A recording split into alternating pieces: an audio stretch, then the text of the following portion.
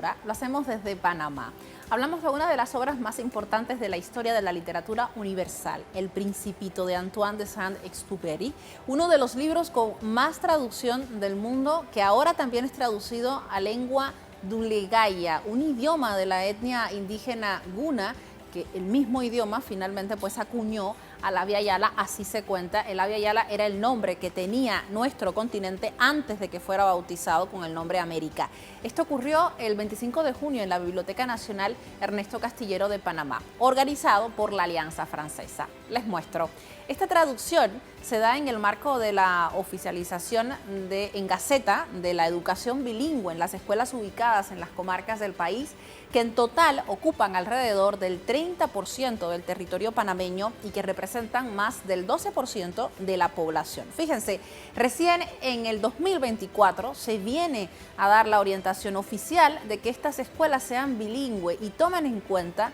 el idioma original de estas comunidades que habitan la zona. La ley original se aprobó en el año 2010 por gestión del Congreso General de los Pueblos Indígenas. Sin embargo, no es hasta este momento que se reglamenta y se publica en la Gaceta Oficial, y de esa manera pues se materializa lo que se propuso en la ley. En este sentido, se inaugura una etapa en la que las escuelas ubicadas en las comarcas tendrán materias en su lengua indígena, promoviendo así la interculturalidad de los pueblos, y que no solamente se trata de un tema lingüístico, lo quiero dejar claro, se trata de cómo entender el mundo desde mi lengua, desde cómo nos expresamos y desde los conceptos que estarían pues aprendiendo estas palabras que son muy diferentes a lo que conocemos en relación con el castellano.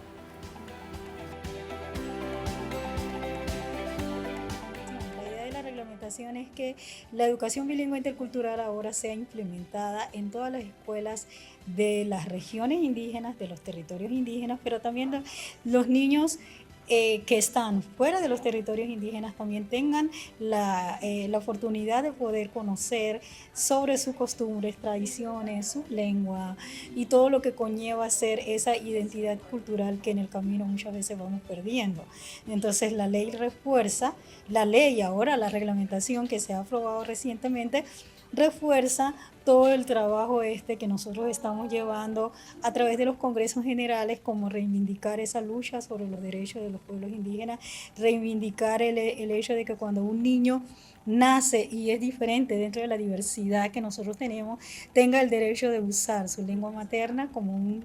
vínculo de poder comunicarse, pero luego también conozca la interculturalidad de otros pueblos. Y nos vamos hasta Colombia. En algún momento les habíamos comentado qué sucedía allí. Desde el pasado 9 de mayo emprende la defensa del patrimonio quimbaya frente al gobierno español. Son 122 piezas quimbaya que reposan en el Museo de América en Madrid. Esta colección se originó en 2 tumbas desenterradas en el municipio de Finlandia. Precisamente allí, desde este lugar, fueron saqueadas e incluyen artefactos de rituales y ofrendas que formaban parte de ajuares funerarios. Y como parte del proceso de defensa de dicho patrimonio, el Ministerio de las Culturas anunció que destinará aproximadamente 1.200 millones de pesos para la investigación arqueológica sobre la colección quimbaya y su contexto en la cuenca media del río Cauca. Si no se promueve la investigación, no vamos a tener una verdadera discusión sobre esto. Así lo decía el ministro de Cultura cuando, en medio de un simposio nacional, lanzaba esta propuesta en representación del Estado colombiano.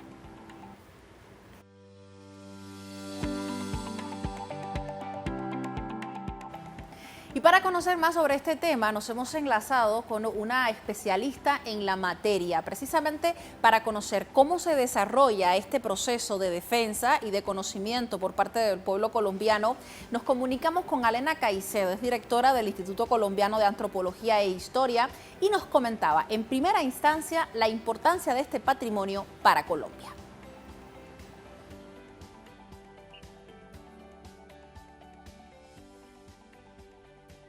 Bueno, para Colombia la colección Quimbaya es un referente de un patrimonio arqueológico que desde hace mucho tiempo viene siendo investigado, conocido,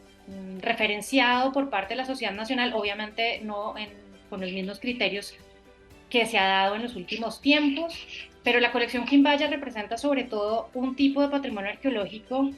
de la nación que por estar en una circunstancia y en unas condiciones, digamos, de exterioridad debido a, bueno, a la historia, digamos, que la, que la antecede, se ha convertido, digamos, de alguna manera en una forma de volver a poner el tema de ese patrimonio y de la importancia de su repatriación en el centro del debate público. Entonces, esta colección nos ha permitido también, de alguna manera, recoger en buena medida el entusiasmo que ha habido alrededor del volver nuevamente los ojos hacia ese patrimonio que había estado por fuera del país y que se ha expresado bastante en los últimos meses, sobre todo desde que el gobierno actual, el gobierno del cambio, asumió el compromiso de permitir esas repatriaciones que antes eran muy difíciles, definitivamente, por temas de transporte, de pólizas, por dificultades, digamos, más en el trámite administrativo de lo que implicaba retornarlas.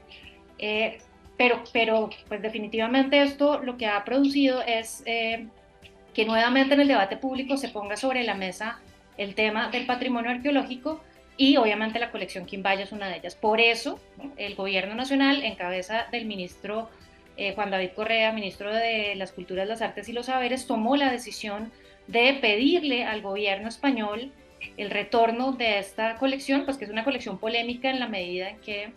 se trató de un regalo que hizo en su momento un presidente de la República a la corona española y que hoy en día, digamos, en el balance histórico que se hace, pues resulta altamente ilegítimo, ¿no? Y en esa medida, pues estamos apelando también a una reconsideración por parte de España sobre lo que implicaba la historia y sobre lo que implica hoy, digamos, pasar esa página del colonialismo y de las relaciones desiguales para, digamos, empezar a pensar en la legitimidad de estos patrimonios y la posibilidad de que puedan retornar. Alena también nos comentaba sobre la necesidad de entender que la terminología en este caso es también importante para la defensa del patrimonio, precisamente porque hablamos de una colección en oro y que por otro lado también tiene un gran valor patrimonial para una comunidad social. Así nos comentaba sobre este tema. Bueno, claro que sí, mira, el tesoro Quimbaya, como se le conoce desde hace mucho tiempo a esta colección arqueológica, tiene una característica especial como la tienen muchos de los tesoros de los que hablamos en términos, digamos, de la cultura popular. Como tesoro hay un énfasis, ¿no?, dentro del sentido común nacional que nosotros queremos empezar a transformar desde las intervenciones que hace el Estado, es decir, esta idea de tesoro evoca sobre todo el tipo de materialidad de la que se está hablando. En este caso le pone un énfasis particular a la materialidad del oro, ¿no?, y al hecho de que esta colección evidentemente tiene una excepcionalidad porque se trata de una colección orfebre importantísima, pero sobre todo porque obviamente para una sociedad como la nuestra el oro pues representa, digamos, un valor de referencia universal que tal vez oculta o invisibiliza realmente la importancia y el valor que nosotros desde el sector cultural le queremos dar a esta colección. En esa medida estamos intentando, digamos, transformar la manera en los lenguajes en los cuales se habla sobre patrimonio para poder empezar, digamos, a darle ese valor real que es el que queremos nosotros enfatizar con respecto a la colección Quimbaya, y es el valor, digamos, simbólico y el valor histórico, arqueológico, prehispánico que tiene esta colección y que realmente es, digamos, el reto que tenemos desde el Ministerio de Cultura, desde el Instituto Colombiano de Antropología e Historia, para dar a conocer, digamos, no solamente el hecho de que un tesoro pueda volver nuevamente a Colombia, sino sobre todo que una colección arqueológica que es de importancia para la nación, que recoge, digamos, parte de nuestra historia, de nuestra ancestralidad, de lo que somos como colombianos y colombianas, pueda ser reconocido en esa dimensión y pueda ser valorado en esa dimensión y no tanto en la valoración que tiene que ver con el referente, digamos, del oro como un valor especial y que a veces, digamos, utilizamos recurrentemente como la idea de que el oro por su mismo brillo a veces no permite o no deja ver lo suficiente, ¿no? queremos justamente evitar eso, ¿no? Queremos ver realmente cuál es el valor real de este patrimonio y hablar de tesoro creemos que no es la mejor manera. La última consulta que le hacíamos a Lena tenía que ver con el proceso de descolonización desde la propia Colombia. Con esta respuesta, de alguna manera, resumía cómo se lleva adelante el proceso de defensa.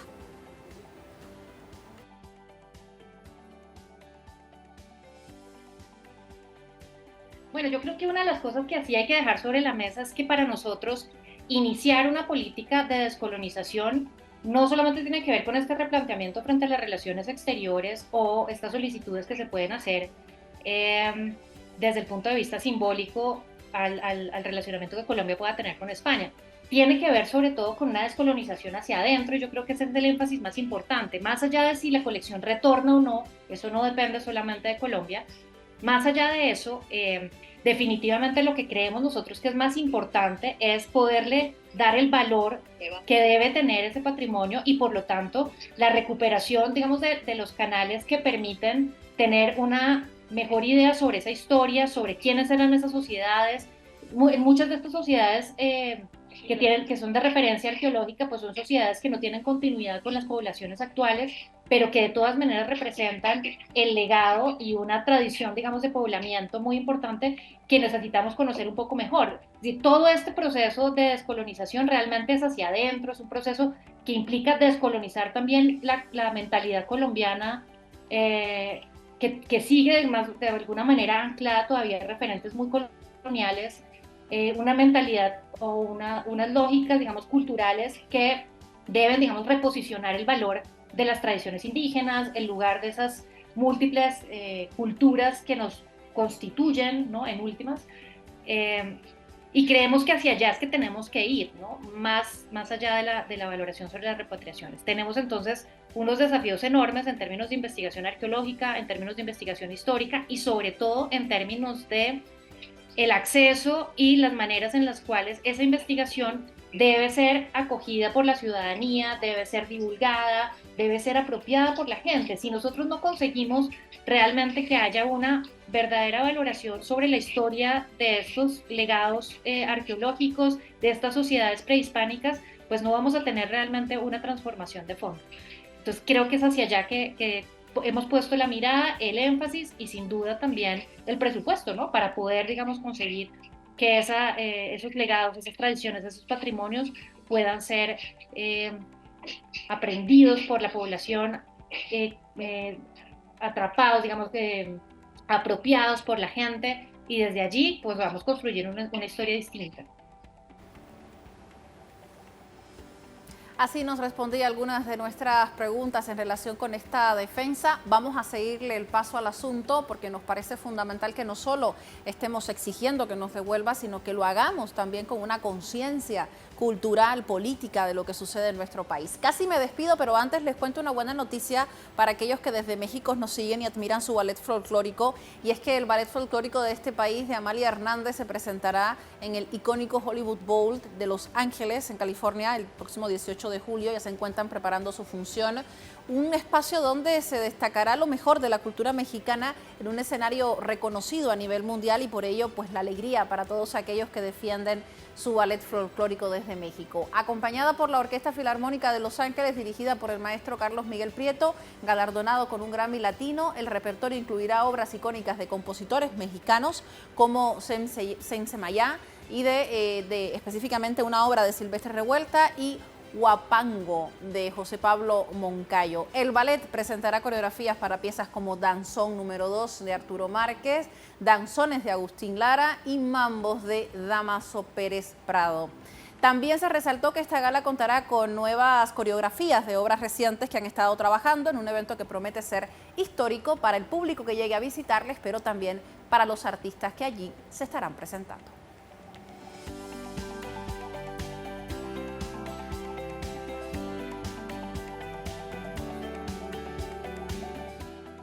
Y nos vamos hasta Ecuador. El escritor argentino Alex Ginetti, a través de su obra La Odisea de los Tallos, cuenta su viaje al mundo subterráneo de la Amazonía, un mundo completamente desconocido para algunos y que a través del arte también ha sido en muchos casos investigado, fijoneado, representado. La caverna tiene unos 200 millones de años y se ubica bajo la selva tropical de la provincia de Morona, Santiago, al oriente de los Andes. La cueva de los Tallos se encuentra en la cordillera del Cóndor y es frontera con Perú. Alberga allí vestigios arqueológicos de culturas muy antiguas y de pueblos ancestrales que le han habitado hasta por lo menos el año 500 de nuestra era. A pesar de su origen natural a través de la erosión del agua en suelos calizos, pues el desprendimiento de rocas, el escritor científico también señaló que presenta estructuras que no pueden ser explicadas únicamente por ese proceso.